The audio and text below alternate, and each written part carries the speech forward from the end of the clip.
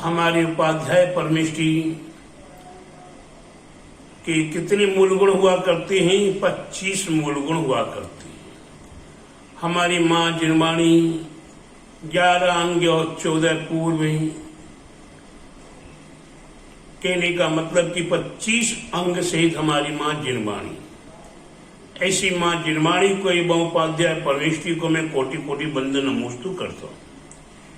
हम प्रत्येक भव्य आत्माओं के लिए अपने जीवन को सार्थक करने के लिए, ज्ञान की वृद्धि के लिए कम से कम हमें ये 11 अंग और 14 पूर्व तो याद होना चाहिए। 11 अंगों में आचार अंग श्रुति, शीत कृतांग श्रुति,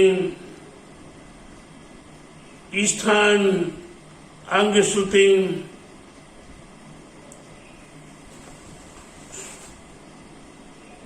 समवाय अंग श्रुति,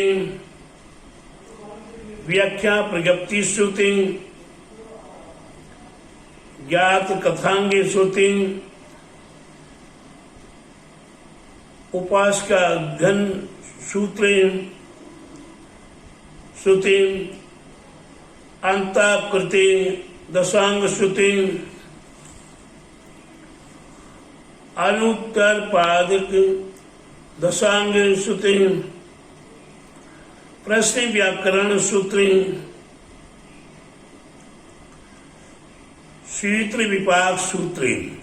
इस प्रकार से ये 11 अंग हैं और 14 पूर्व, उत्पाद पूर्व, अग्राणीय पूर्व, वीर्यानुवाद पूर्व, अस्थि नास्ति प्रवाद पूर्व, ज्ञान प्रवाद पूर्व, सत्य प्रवाद पूर्व, आत्म प्रवाद पूर्व, कर्म प्रवाद पूर्व, प्रत्यक्षान पूर्व, विद्यानुवाद पूर्व, कल्याण प्रवाद पूर्व, प्राणावाद पूर्व, क्रिया विशाल पूर्व, त्रिलोक बिंदु सार पूर्व। इस प्रकार से 11 अंग और 14 पूर्व हम भव्य आत्माओं के लिए अति आवश्यक हैं। इनके कितने कितने पद हैं, यानी कितने कितने सूत्रों के माध्यम से, कितने कितने श्लोकों के माध्यम से हमारी माँ जिनवाणी है। हम ये कह सकते हैं कि 11 अंग और 14 पूर्व का ज्ञान अन्य और कहीं नहीं मिलेगा। जिस ज्ञान में संपूर्ण वर्णन है,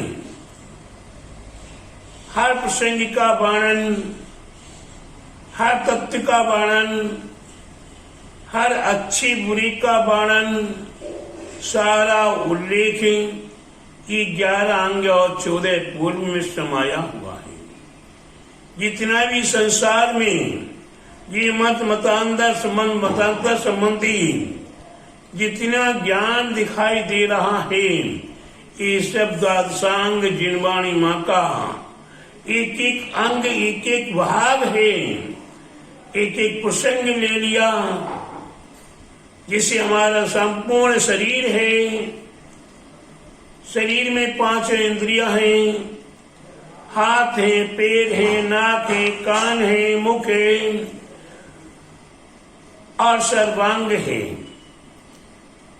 अब इसमें से कोई डॉक्टर बनते हैं तो कोई तो फिजिकली बन जाती, मनी नाक को भी देख लेंगे, कान को भी देख लेंगे, आंख को भी देख लेंगे, गला भी देख लेंगे, बुखार भी देख लेंगे, हाथ पैर का दर्द देख लेंगे और सब अलग एक एक करके संपूर्ण शरीर का ज्ञान देख लेंगे।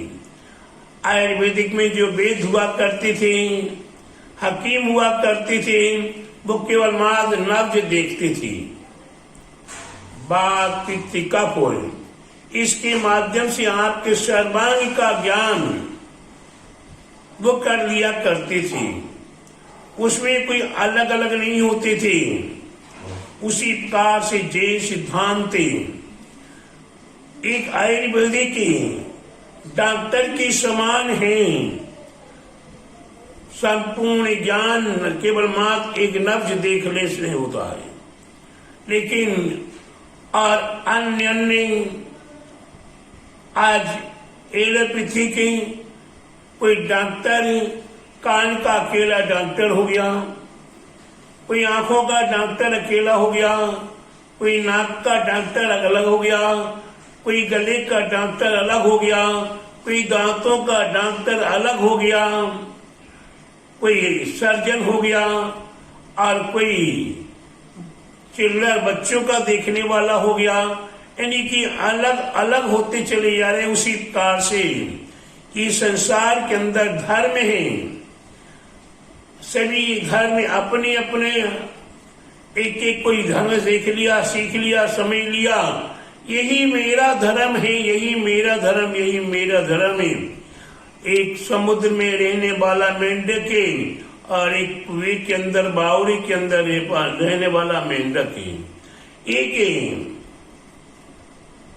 गंदगी में पोखर में रहने वाला मेंढक है, वे गंदगी में रहने वाला मेंढक है, उसी को ही सारी दुनिया मान लेता है। बावड़ी में रहने वाला मेंढक बावड़ी को ही सब कुछ सारा तीनों लोक मान लेता है। कुएं में रहने वाला मेंढक कुएं में कोई सारा देश, सारा दुनिया, सारा संसार मान लेता है। और समुद्र में रहने वाला मेंढक वह तो अथाह है, इस छोर से उस छोर का ही पता नहीं मिल पाता है। तो वो समुद्र का मेंढक कहता भाई समुद्र बहुत विशाल है। उसी प्रकार से जय सिद्धांत कह रहा है, ये सिद्धांत कह रहा है कि ये ज्ञान विशाल है।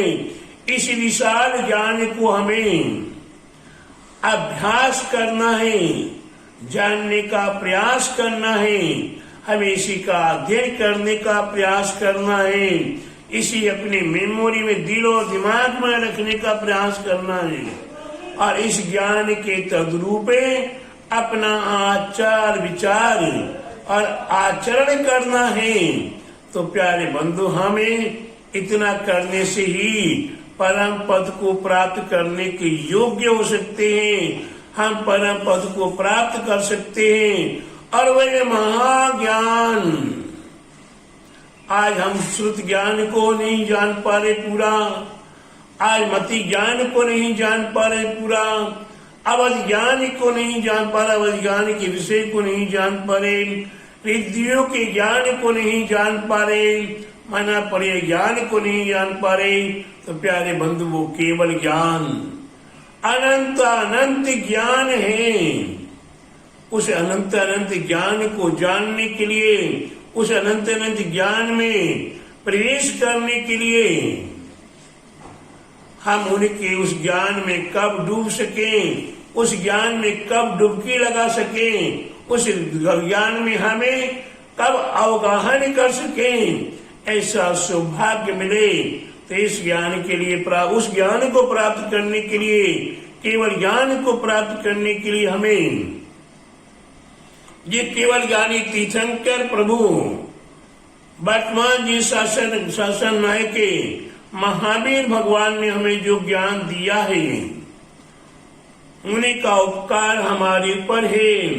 उसके उपरांत उनके माध्यम से और गणधर प्रति गणधरों ने जो ज्ञान हमें दिया है और आज जो ये लिपिबद्ध ज्ञान हमें दिया है, जिसका अवलोकन करके हमें धीरे धीरे पढ़ते कि 11 अंग में एक एक अंग कौन कौन सा है, एक एक अंग कौन कौन सा है।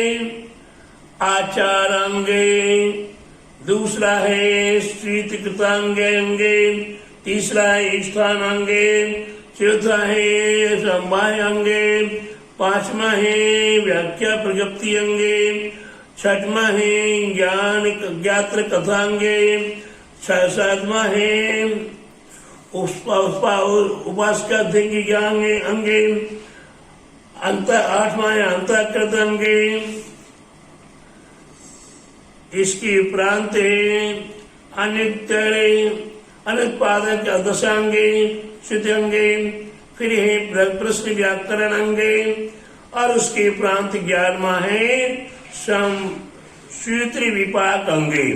इस प्रकार से 11 अंग है, और उसके उपरांत पूर्व 14 पूर्व है।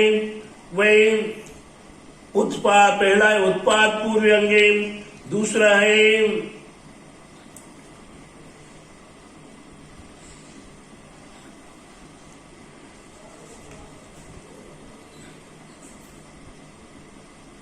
उत्पाद पूर्व अंगे, दूसरा है अग्राणीय पूर्व अंगे, तीसरा है वीर्यानुवाद पूर्व अंगे पूर्वे, चौथा है अस्थि नास्ति प्रवाद पूर्वे, 5वां है ज्ञान प्रवाद पूर्वे, 6वां है सत्य प्रवाद पूर्वे, 7वां है आत्म प्रवाद पूर्वे, 8वां है कर प्रवाद पूर्वे, 9वां है प्रत्याख्यान पूर्वे, 10वां है विज्ञानवाद पूर्वे, 11वां है कल्याणवाद पूर्वे, 12वां है प्राणावाद पूर्वे, 13वां है क्रिया विशाल पूर्वे, और 14वां है त्रिलोक बिंदु सार पूर्वे।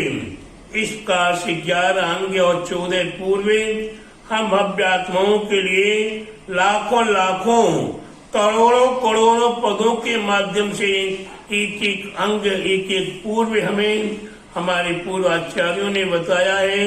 उसका श्रवण करें, उसका मनन करें, उसका चिंतन करें और अपने जीवन को सार्थक करें। यही मेरा आपसे भी भव्य आत्माओं के लिए मंगल आशीर्वाद है। बड़े द्वादशांगी जीनवाणी माता की जय। बड़े आचार्य गुरु स्वाद परम तपस्वी वंचरी परम तिशी शांति श्रमणी पंचवर्ष के जल के त्यागी सुनसिनानी ज्ञान वृद्धि तपो वृद्धि वयु वृद्धि आचार्य श्री स्वाद नेमी सागर जी महाराज की जय। तीर्थ क्षेत्र नेमी गीत प्रणेता परम पूजाचार्य गुरु एक स्वाद दया सागर जी महाराज की जय।